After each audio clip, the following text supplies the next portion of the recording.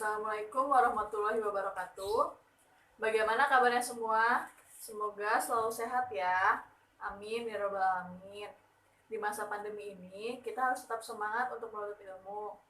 Jaga kesehatannya dan jangan lupa untuk mencuci tangan.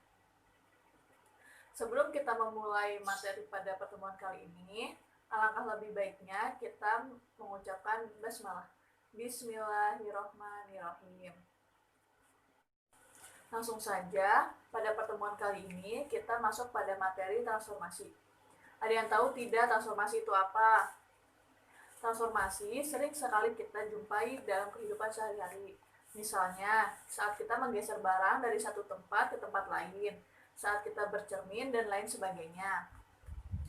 Untuk lebih jelasnya, transformasi adalah proses mengubah posisi atau bentuk suatu benda. Transformasi memiliki 4 jenis. Yang pertama, translasi. Yang kedua, refleksi. Yang ketiga, rotasi. Dan yang keempat, dilatasi. Pada pertemuan kali ini, kita akan membahas translasi dan dilatasi. Ada yang tahu tidak translasi itu apa? Translasi adalah pergeseran suatu benda dari tempat satu ke tempat yang lain, tanpa mengubah bentuk dan orientasi benda tersebut.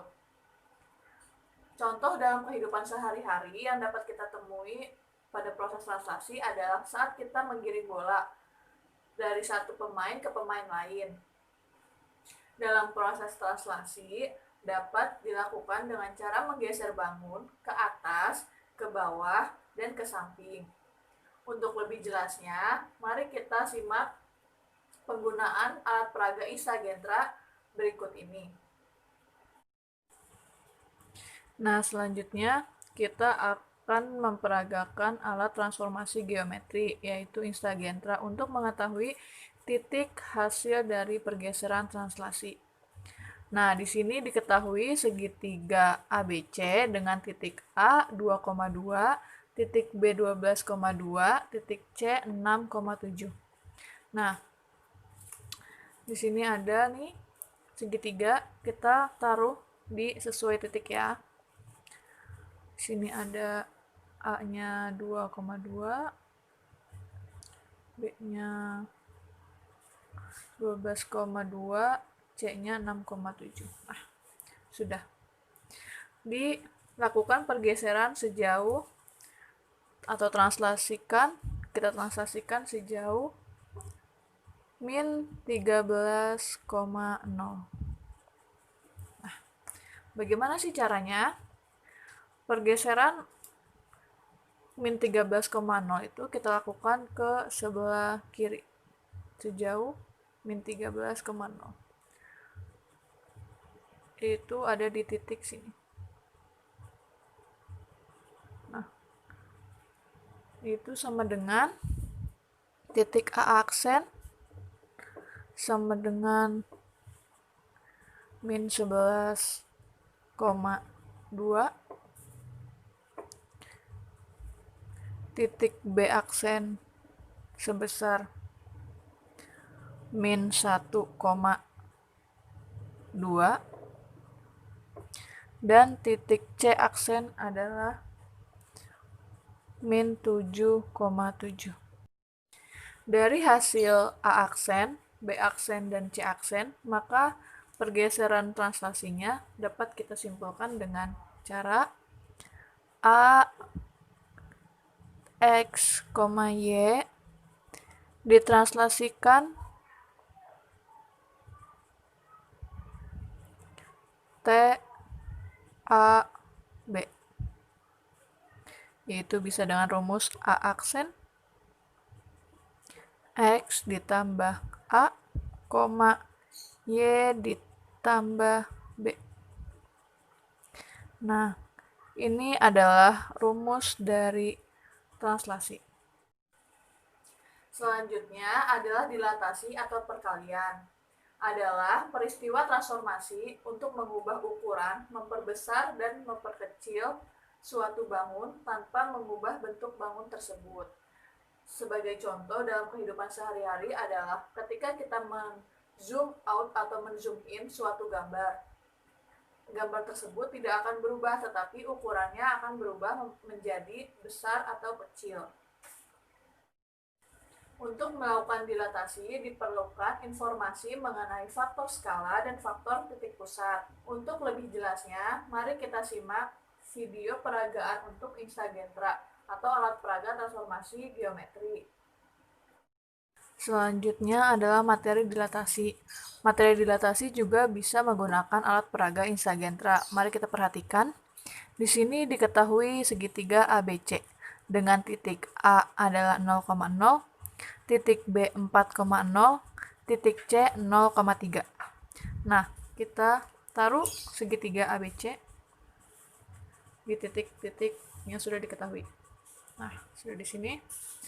Karena dilatasi adalah perbesaran, maka akan kita besarkan sejauh skala K sama dengan 2. Nah, akan kita tarik dengan tali, yaitu dengan 2 kelipatan 2. Akan menjadi titik A tetap 0,0, titik B 8,0 di sini, titik C 0,6.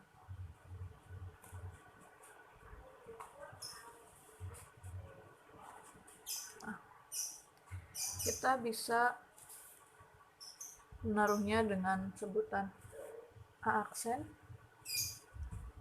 B aksen, dan C aksen. Gini. Maaf jika kurang jelas. Nah, kita tulis di sini A aksen sama dengan 0,0, B aksen sama dengan 8,0,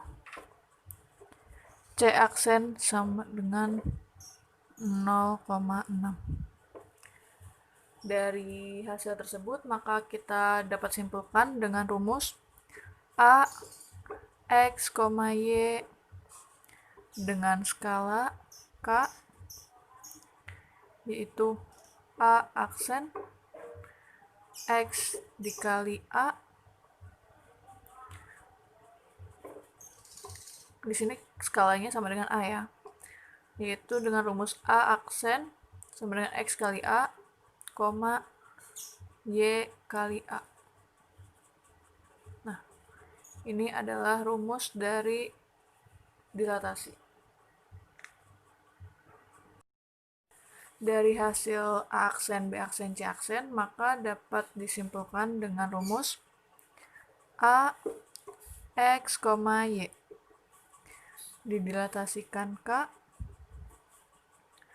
maka hasil rumusnya adalah A aksen K kali X, K kali Y.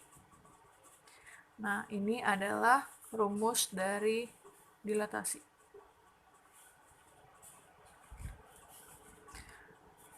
Selanjutnya, untuk lebih mengerti, mari kita kerjakan latihan yang terlampir dalam Google Classroom setelah video ini. Terima kasih. Bagaimana? Apakah sudah jelas? Jika ada yang pertanyaan, bisa menanyakannya via grup WhatsApp atau personal chat. Cukup sekian materi pada pertemuan kali ini. Mari kita sama-sama mengucapkan hamdalah.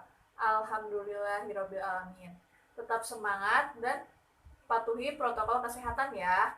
Wassalamualaikum warahmatullahi wabarakatuh.